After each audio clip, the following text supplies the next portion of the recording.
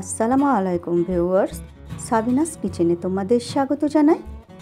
এমন অরহর ডালের হেলদি পরোটার রেসিপি যদি সকালের টিফিনে থাকে তাহলে সকালটা খুবই ভালো যাবে।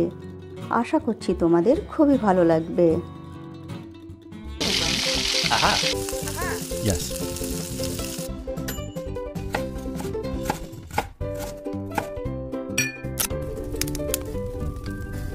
Wow!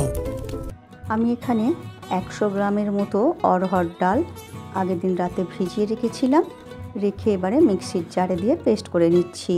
অল্প করে পানি দিয়ে পেস্ট বানিয়ে নিলাম। এরপর এখানে আমি 5 পিসের মতো আমি পরোটা করব, তাই আমি আটা নিয়ে নিয়েছি। এখানে 1 চামচ চিলি ফ্লেক্স, 1 চামচ ভাজা জিরে গুঁড়ো, 1 চামচ ভাজা ধনে গুঁড়ো, 1 চামচ অরিগ্যানো, 1 চামচ আদা রসুন থেতো করে দিয়ে দিলাম। এরপর হাত দিয়ে ভালো করে আমি মিশিয়ে নেব। এখানে আমি পরিমাণ মতো লবণটাও দিয়েছি, বলতে ভুলে গেছি। এরপর অরহর ডালের পেস্টটা দিয়ে দিচ্ছি, ভালো করে মাখিয়ে নিচ্ছি। এরপর আমি অল্প অল্প করে পানি দিয়ে আটাটা মেখে নেব।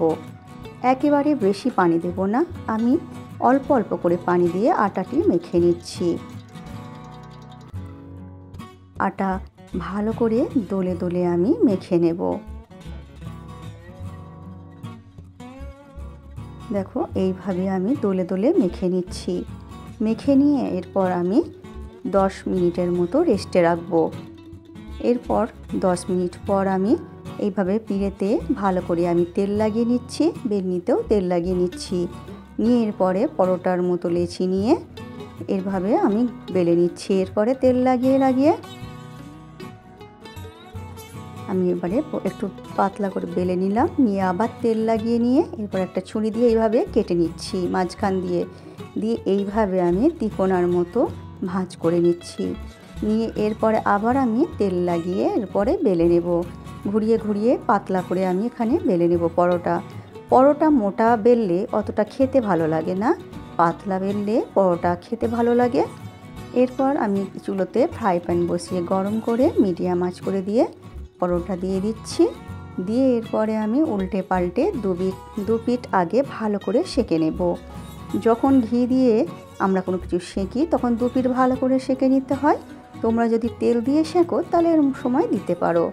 এরপর আমি অল্প করে 2 পিঠে অল্প অল্প করে ঘি লাগিয়ে আমি সেঁকে নিচ্ছি।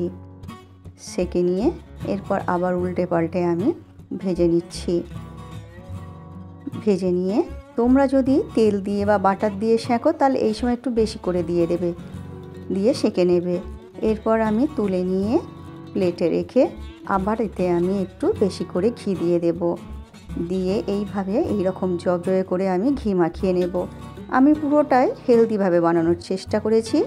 এরপর তোমাদের পছন্দ মতো মিক্স আচার বা সস দিয়ে পরিবেশন করো।